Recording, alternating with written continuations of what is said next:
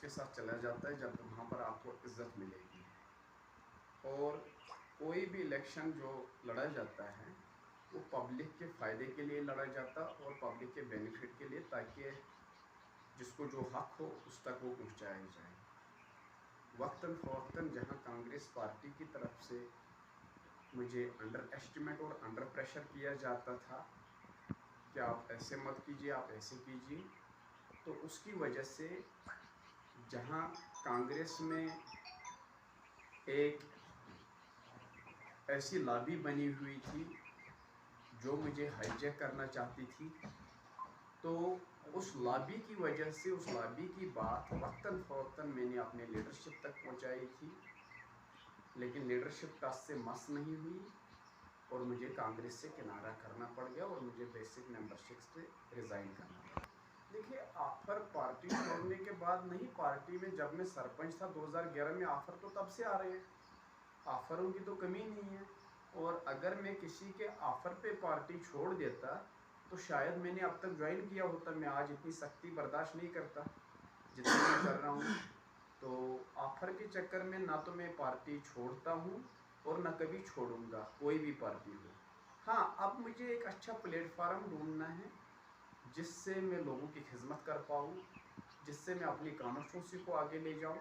तो वो प्लेटफार्म पे वो कौन सा प्लेटफार्म होगा, वो रीजनल पार्टी का कोई प्लेटफार्म होगा, तो उसके लिए हम देख रहे हैं। अभी कमिटमेंट हो रही है, क्योंकि मैं 17 से 20 एक साल तकरीबन कांग्रेस का एक वर्कर बन के चला हूँ और आप लोगों के नज़रों में लीडर था, लेकिन कांग्रेस में वर्कर की ही औकात थी मेरी।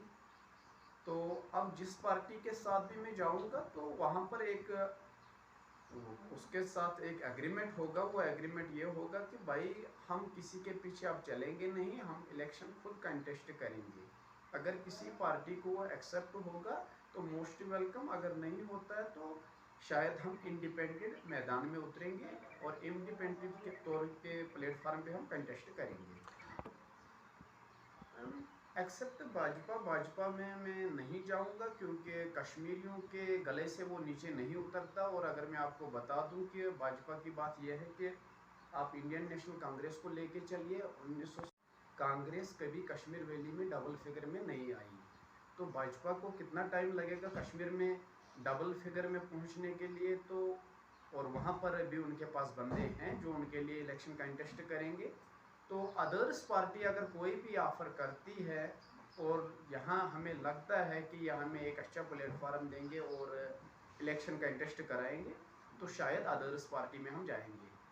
इंशाल्लाह मुझे जहाँ तक मेरी उम्मीद है कि कोई ना कोई पार्टी होगी, हम किसी पार्टी से कंटेस्ट करेंगे। और वो कौन सी पार्टी होगी, हम अपने वर्करों से और अपने लोगों से कंटिन्यू रब्ते में हैं। और मैं आपको बता देना चाहता हूँ कि जो हम रब्ते में लगे हुए हैं उनके साथ, और उनका मशवरा मिल भी रहा हमें वक्तन फ़वक्तन, और वो बोल भी रहे हैं कि कौन सी पार्टी आप ज्वाइन करोगे, किसके साथ जाओगे। तो अगर यही रहा, लोगों की यही राय रही, तो इंशाल्लाह आपका भाई आने वाले टाइम में किसी अच्छी पार्टी से आपके बीच में इलेक्शन कंटेस्ट करेगा। हाँ, एक काम हुआ है, मैं आपको बता देना चाहता हूँ।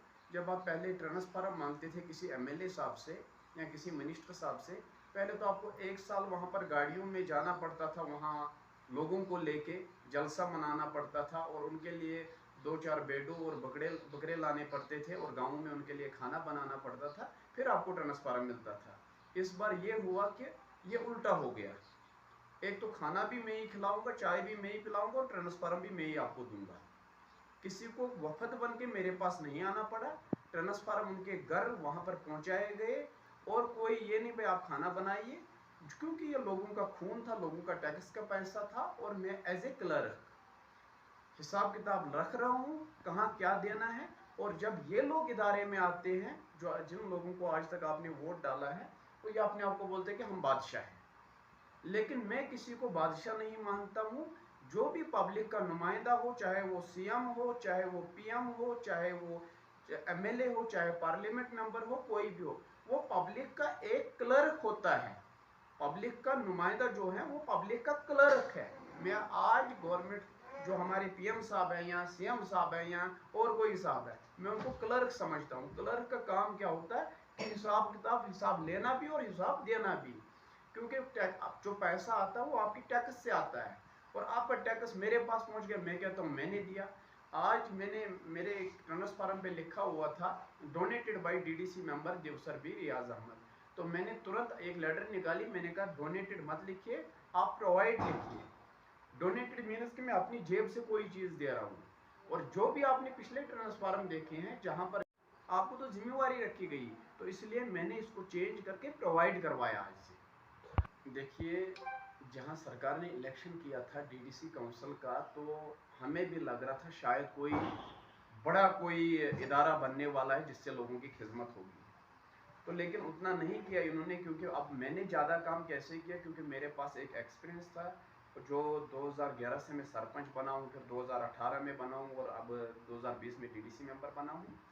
तो मेरी काम बताऊंगा कि पावर की प्रॉब्लम आज से 6 महीने के बाद किसी भी गांव में नहीं होगी, पानी की प्रॉब्लम आज से 1 साल के बाद कहीं पर भी नहीं होगी, सड़क की प्रॉब्लम आज से 1 साल के बाद किसी भी एरिया में नहीं होगी। पहली प्रायोरिटी जो मेरी इस चीज़ के ऊपर है, उसके बाद एजुकेशन और हेल्थ।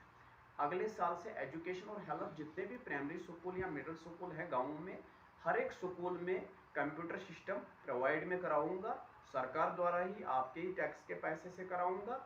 और ताकि प्राइवेट स्कूल और सरकारी स्कूल में कोई फर्क ना रहे। जो सरकार का नारा है कि सरकारी स्कूल में आप बच्चे दर्ज कराओ और सरकारी स्कूल में आप बच्चों को पढ़ाओ, जो फैसिलिटी जो सुविधा उनको प्राइवेट स्कूल में मिलेगी, इंशाल्लाह रहमान मैं कोशिश करूंगा कि वो सुविधा उनको सरकारी स्कूल में मिले। इसके अलावा जो बड़े बड़े ख्वाब वो तो मैं दिखा नहीं सकता हूँ, क्योंकि मेरा काम है, जितने मेरे पास ताकत होगी तो मैं कोशिश करूँगा 20% में बढ़ के करूँ। तो जब किसी चीज़ का सपोर्ट मुझे रहेगा आगे आगे, तो शायद मैं इससे भी बड़े काम करूँगा। और अगर लोगों का साथ रहा कि मैं as a assembly member Deosar से बन के निकलता हूँ, तो आने वाले टाइम में मुझे नहीं लगता कि मैं देवसर के किसी भी व्यक्ति को किसी भी चीज़ की ज़रूरत होगी और वो बोलेगा कि हमारे गांव में ये चीज़ नहीं है, क्योंकि आपने आजमा लिया मुझे सरपंच पे भी, डिप्टी सरपंच पे भी और डीडीसी मेंबर पे भी। और जब आप फुल पावर मुझे दोगे, जहाँ पर मुझे किसी के आगे झुकने की ज़रूरत नहीं पड़ेगी, मुझे हुक्म करने की ज़रूरत पड़ेगी, तो वहाँ पर मैं पूरी जो, जैसे सेक्रेटरीट में आर्डर निकलते काम करने, सेक्रेटरीट से मतलब अप्रूव होके आता है, तो आपको कहीं जाने की ज़रूरत नहीं। आपके पास आपको खाली एक मैसेज डालना है व्हाट्सएप पे कि जनाब हमारे गांव में इस चीज़ की कमी है।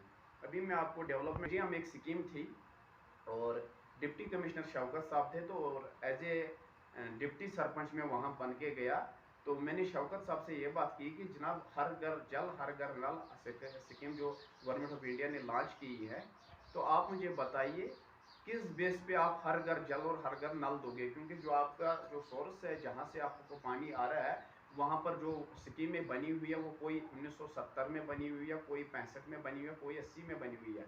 और तब जब आपके पास जो वाटर सप्लाई थी पीछे, इस टाइम वही चीज़ बढ़कर आपको उसी, जहाँ आपके जिस सिक्किम से 100 घर चल रहे थे वहाँ पर 400 घर या 500 घर है। तो अगर आपको ये प्रोजेक्ट बनाना है तो आपको आगे भी 50 साल के लिए लेके चलना है इसको, कि 50 साल के बाद भी अगर फैमिलियाँ बढ़ती है तो पानी आगे और भी हमें मिलता रहे इसी स्कीम से। तो उस टाइम शौकत साहब ने मुझे वापस जवाब दिया, मैं अप्रिशिएट करता हूँ, ऐसे डिप्टी कमिश्नर बार बार नहीं मिलते।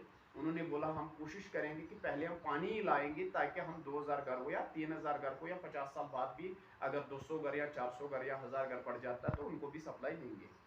तो उस स्कीम के तहत इस टाइम अभी हमारे दंतरहड़ी, आगरू, अड़ीगाम के में जो आगरू में बन रहा है जयपुरा वगैरह के लिए, तो इनाग्रेशन हो जाएगी।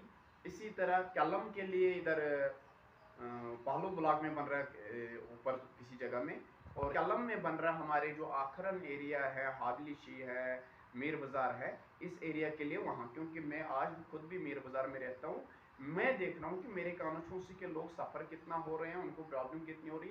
क्योंकि जब अभी कुछ दिन पहले के लिए, तो शायद इतनी दिक्कत किसी को पानी की नहीं हुई जितनी मुझे हुई, क्योंकि ना मेरे पास था, तो फिर क्या कपड़े से निकाल के फिर हम मुँह यहाँ कुल्ला कर पाते थे, कुल्ला या मुँह को कुल्ला करना जरूरी। हमारे एमएलए साहब एक रह के गए, और दूसरे एमएलए साहब जो मेरे, और एक एमएलए साहब जो कैबिनेट मिनिस्टर भी रहे, तो उन्होंने आज तक कोई ऐसा काम नहीं किया कि शायद हमारे लोगों को आज नदी का जो बाढ़ का पानी वो ना पीना, इससे उनको मुंह ना धोना पड़ता।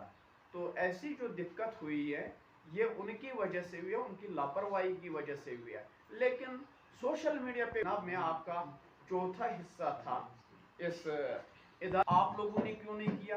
आप ये पैसा कहाँ रखते थे? मेरे पास आज 71 लाख रुपए हैं, जबकि एक एमएलए के पास आज के डेट में 3 करोड़ के आसपास होता है। तो इसी तरह के मसले जो होते हैं, मैं लोगों के पास सच्चाई लेके जाऊंगा और लोगों को एक आईना के आप खुद देखिए आप दिखते कैसे हो, मैं दिखता कैसा हूँ।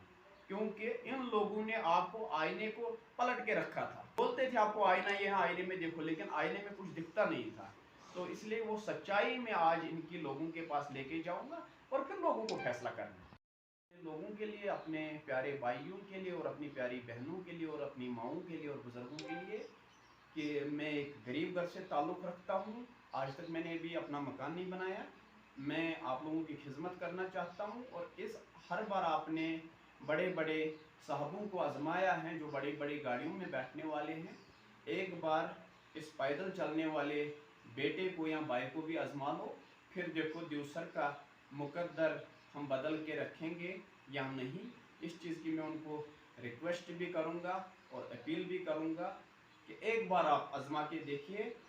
शायद मुझे ये लगता है कि किसी चीज़ की कमी आपके पास नहीं रहेगी। मैं नौकरी का वादा तो नहीं करूँगा, लेकिन बिजली, पानी, सड़क, पावर, ये जो भी चीज़ें हैं, स्कूल, हेल्थ, इन चीज़ों की आपके एरिया में किसी चीज़ की कमी नहीं रहेगी। दूसरी एक और मैसेज मैं अपने आवाम तक पहुंचाना चाहता हूं।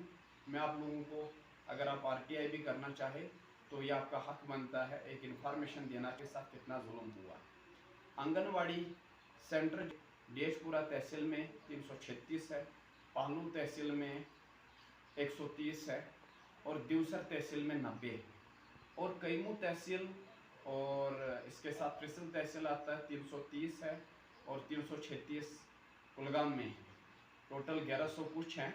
मैं आपको बताना चाहता हूँ, आपके 3 एमएलए रह चुके हैं। मुझे बताइए आपके तहसील में 90 ही क्यों हैं, जबकि पालू से बड़ा देवसर है, कैमू से बड़ा देवसर है, फ्रिसल से बड़ा देवसर है। तो देवसर के साथ जो ये घोटाला हुआ, जो ये करप्शन हुआ, इसमें बिका हुआ कौन कौन था, शायद ये आप लोगों को आज तक पता नहीं था। ये इन्फॉर्मेशन मैं आपके थ्रू अपने माँ, बहन, भाई, बुजुर्ग सबको पहुंचाना चाहता हूँ कि शायद अगर ये करप्शन नहीं होता तो आपके 100-200 लड़के और जो हमारी बहनें एडजस्ट हो जाती, अगर हेल्पर 200 और वर्कर 200-400 बच्चों को और रोजगार मिलता। इसमें उस टाइम के एमएलए, मिनिस्टर और उस टाइम के जो एडमिनिस्ट्रेशन में रहने वाले मुलाजिम थे वो सब करप्टेड है और मैं अनकरीब इसकी फाइल बना रहा हूँ जो एंटी करप्शन ब्यूरो को मैं दे रहा हूँ। शुक्रिया।